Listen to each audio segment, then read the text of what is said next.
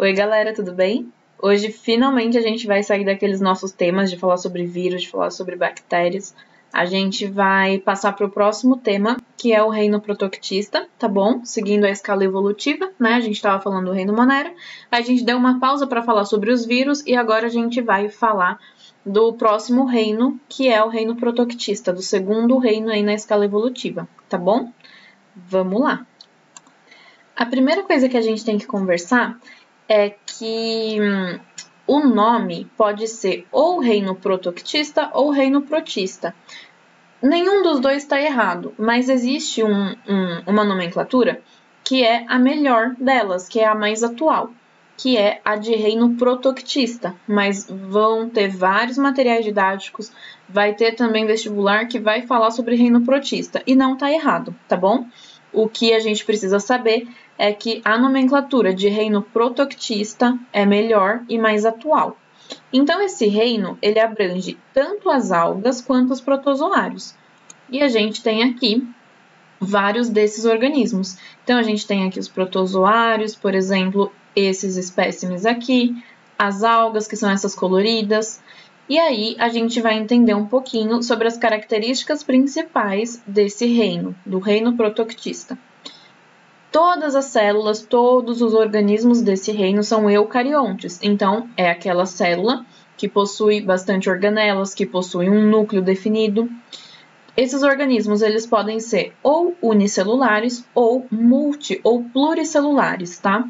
E aí, é legal a gente combinar isso também, que eu vou poder falar para vocês ou multi- ou pluricelulares, dá na mesma, quer dizer que o organismo é composto por duas ou mais células, enquanto os unicelulares são compostos apenas por uma célula. Então, uma única célula já caracteriza um organismo.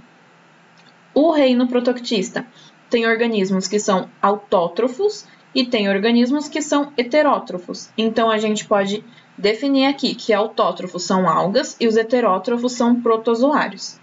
A reprodução vai variar entre reprodução sexuada e assexuada.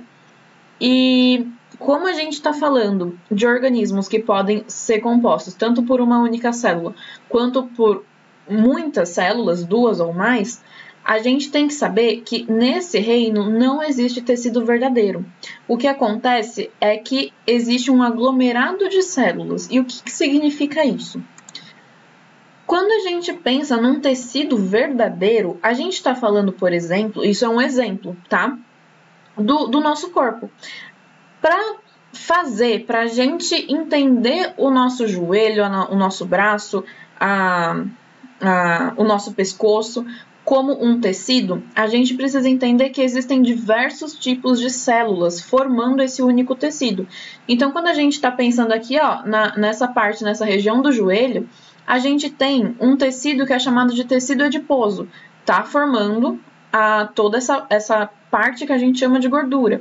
Dentro desse tecido adiposo, a gente pode ter também vasos sanguíneos, que estão ali percorrendo a partir dos glóbulos brancos, dos glóbulos vermelhos. Então, a gente tem um monte de células. Por exemplo, células do tecido conjuntivo, células do tecido muscular. Então, a gente tem diferentes tipos de células que formam um tecido verdadeiro.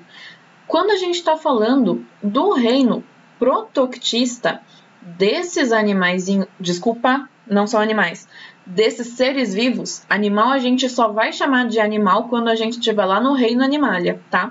Então, aqui a gente chama de organismos, a gente chama de seres vivos do reino protoctista.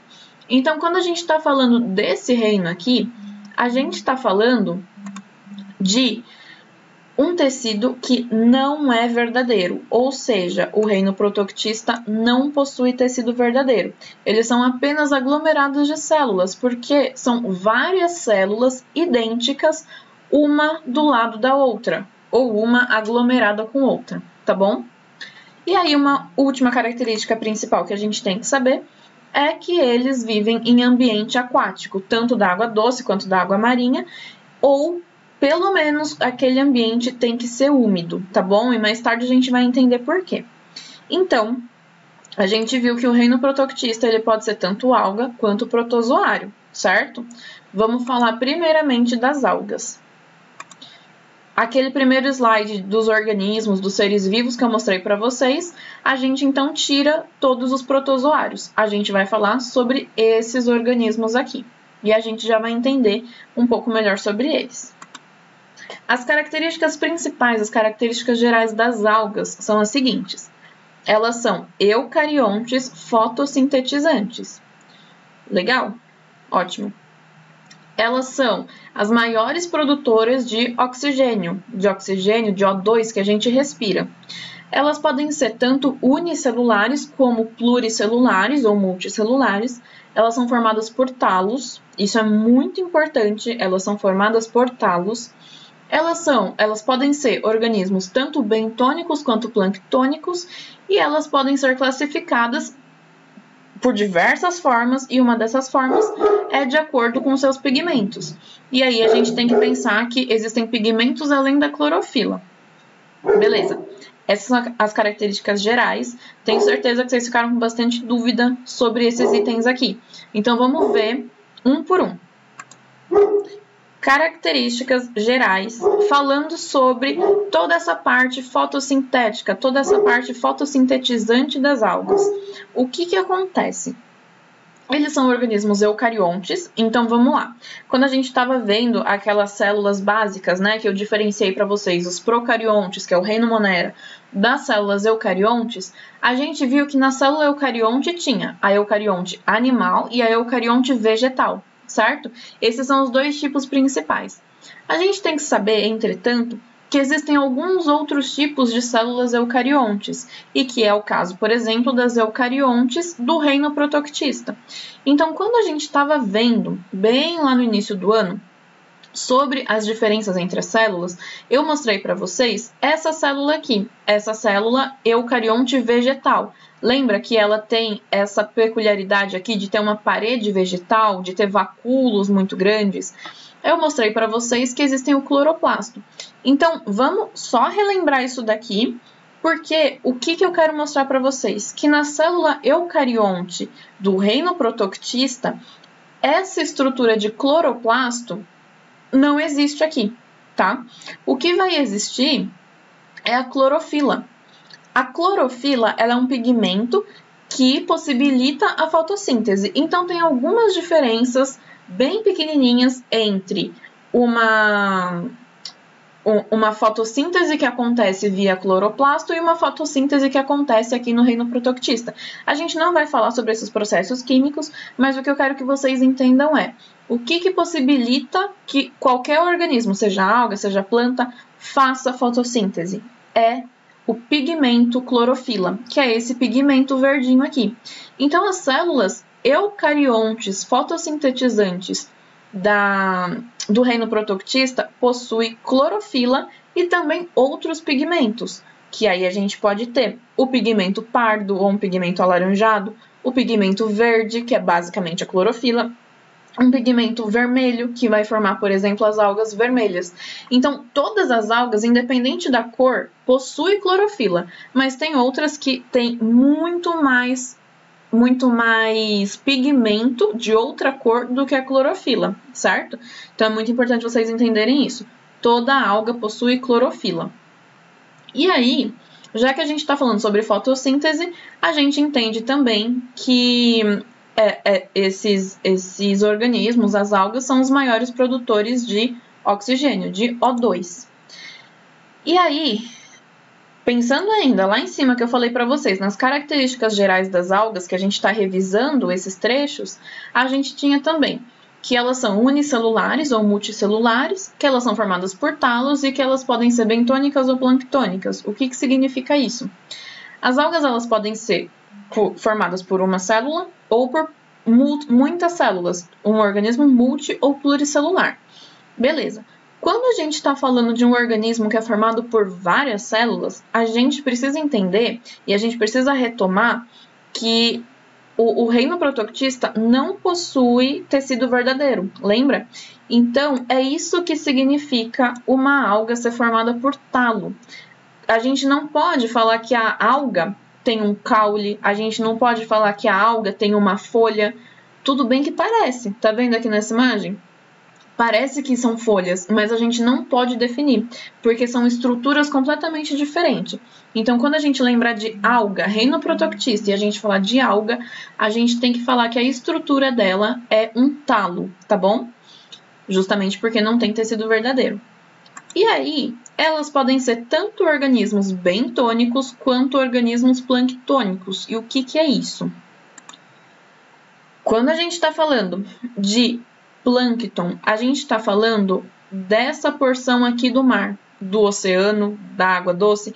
A gente está falando especificamente dessa faixa superficial de água, onde muitos e muitos e muitos protoctistas e outros tipos de animais estão vivendo. Então, quando a gente pega de animais, não, de seres vivos. Então, quando a gente pega uma gotinha de água, por exemplo, aqui de um lago ou de um rio, por exemplo, a gente vai ter mais ou menos essa visão quando a gente colocar no microscópio. Existe um universo de organismos aqui. E um desses organismos, né, um tipo desses organismos podem ser tanto os protozoários quanto as algas do reino protoctista. Então, voltando para as algas, a gente viu que elas podem ser tanto bentônicas ou planctônicas. Ótimo! Planctônicas a gente acabou de entender. São as algas que ficam aqui flutuando. Isso é muito importante. Os organismos planctônicos, vocês têm que lembrar que eles ficam aqui, ó, flutuando em vida livre. Então, eles podem nadar nessa superfície de água, tá bom? A gente pode até lembrar, não é a mesma coisa, mas no filme Procurando Nemo, quando a Dory e o pai do Nemo é sugado para dentro da baleia, é basicamente isso que está acontecendo aqui no plâncton, tá? Só que o plâncton são organismos extremamente pequenos, são microscópicos. Então, a gente não consegue ver a olho nu, a gente precisa de um microscópio, e eles estão aqui. E a gente chama de biomassa. É uma biomassa muito grande, é uma quantidade enorme de organismos que fazem parte da cadeia alimentar. E é muito importante a gente lembrar disso, tá bom? Então, plâncton a gente entende... Os organismos planctônicos a gente entendeu onde eles estão. E por que esse nome? Porque eles ficam nessa região superficial, que é chamada de plâncton. Beleza?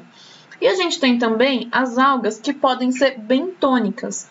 E aí a gente tem que lembrar que elas podem ser pluricelulares e por isso elas podem ter grandes metros, elas podem ser muito altas, muito grandes, e aí elas não têm vida livre, elas são sempre fixas ao bênton, elas são sempre fixas no solo. Então são essas algas que ficam...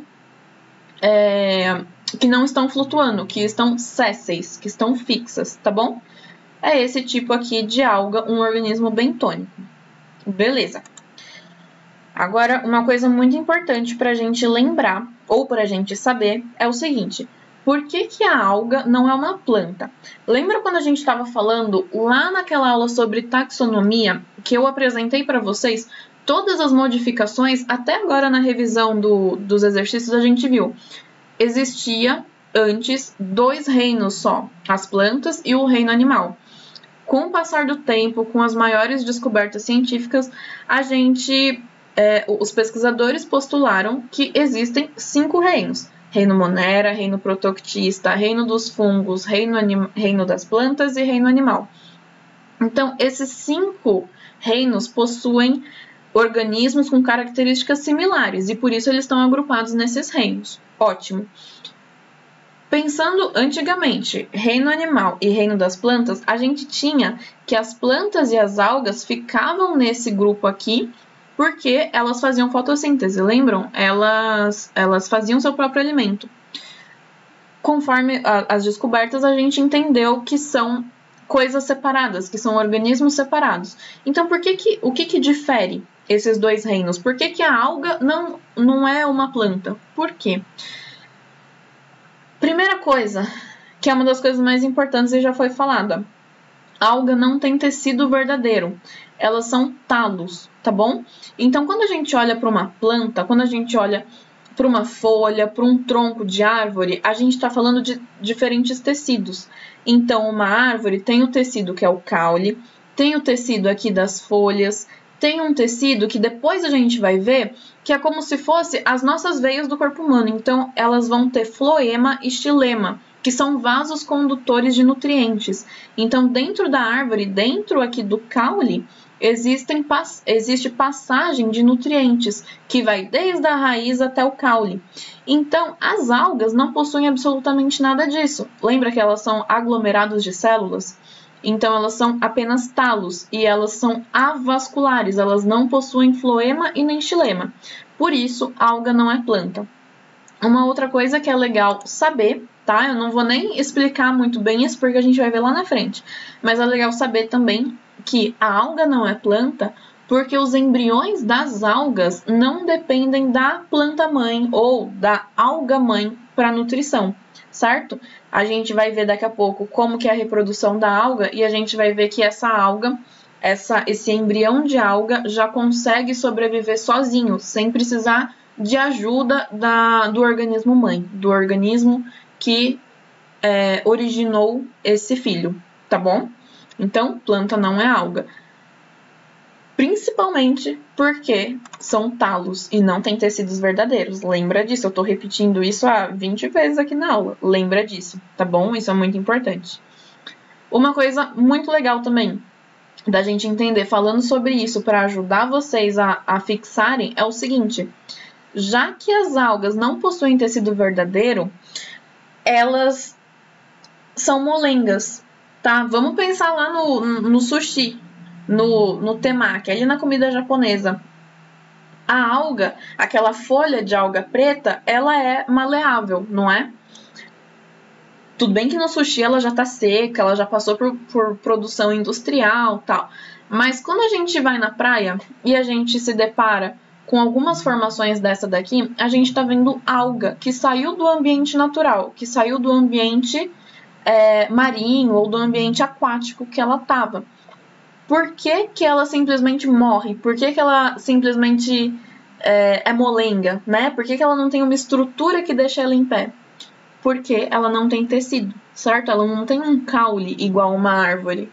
Ela é um aglomerado de células que tá no mar e no mar ela fica em pezinho porque tem a pressão da água.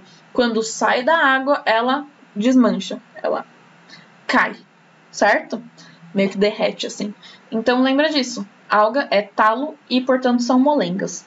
Não tem tecido verdadeiro. Importância das algas. Então já dei uma dica para vocês. Para nossa alimentação. A gente come bastante alga, principalmente em comida japonesa. As algas também podem ser utilizadas na alimentação para fazer gelatina, certo? Elas têm um componente ali que forma que deixa a gelatina com esse aspecto gelatinoso, com esse aspecto mais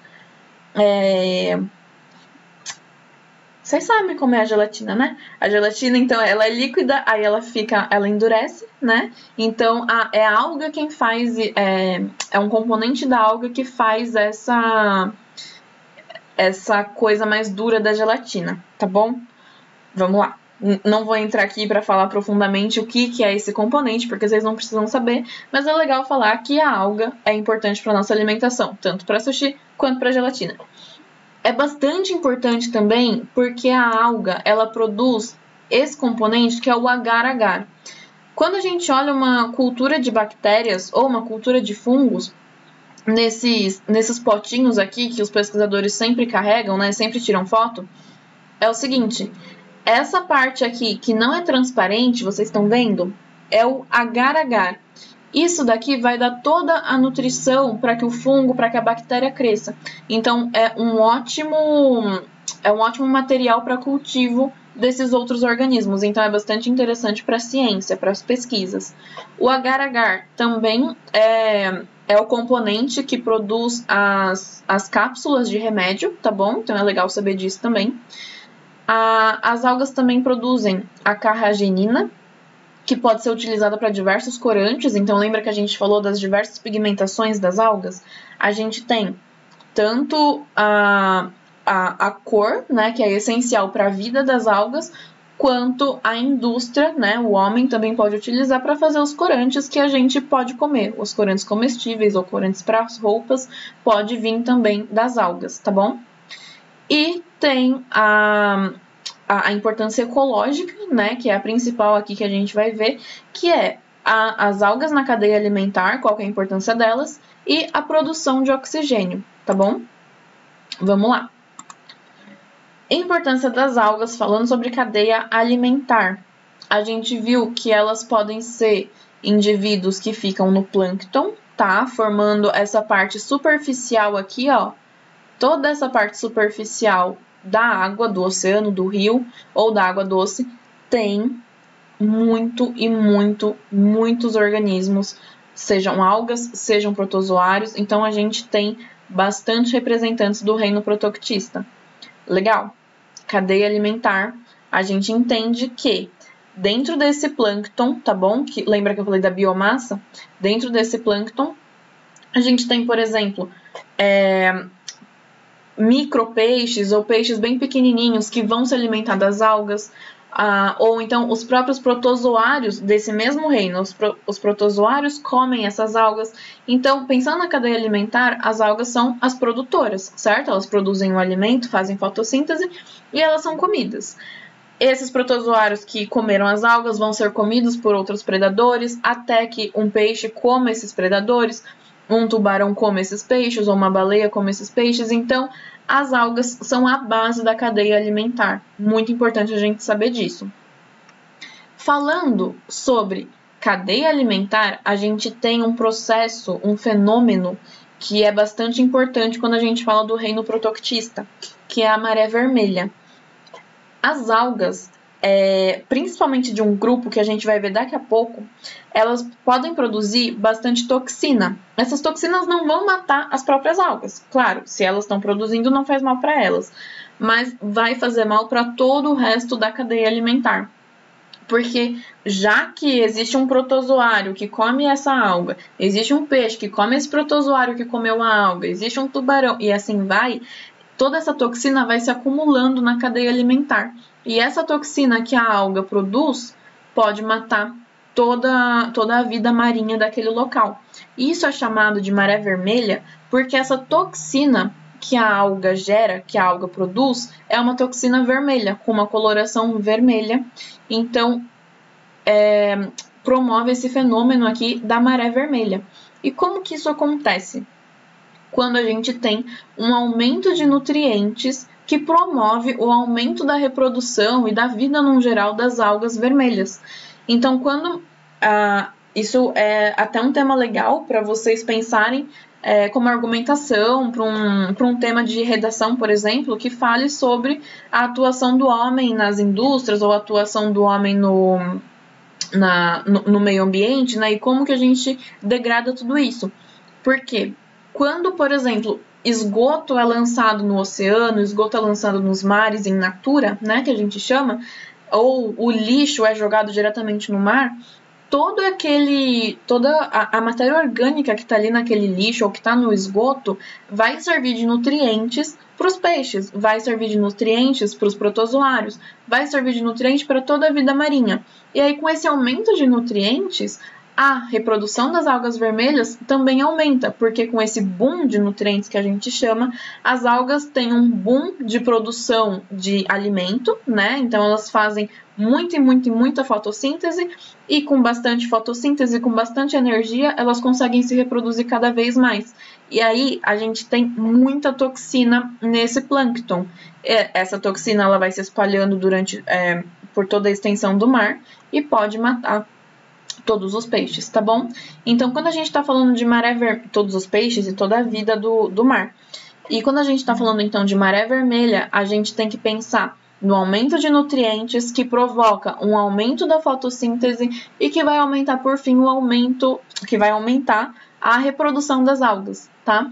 E aumentando essa reprodução, a gente tem um boom de algas. Tem muita alga lá dentro daquele pedaço de mar, daquela região, que vai intoxicar toda aquela vida, tá bom? E aí, maré vermelha, apesar de ser uma coisa bonita, eu acho legal, é muito ruim para toda a vida. E aí, mexendo na cadeia alimentar aquática, mexe em toda a cadeia alimentar, né? Se peixe está morrendo, os pescadores não têm mais o que pescar naquela região, a vila ou a cidade que é abastecida por esses peixes pode ficar sem esse tipo de proteína, e aí vai acarretando diversos problemas biológicos, beleza? A gente estava falando também da importância das algas, pensando na ecologia, na produção de oxigênio.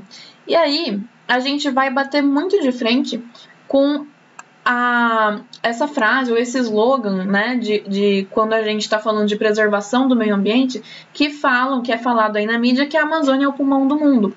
Mas isso é muito mentira. E por que é mentira? Beleza que a Amazônia, as árvores fazem fotossíntese.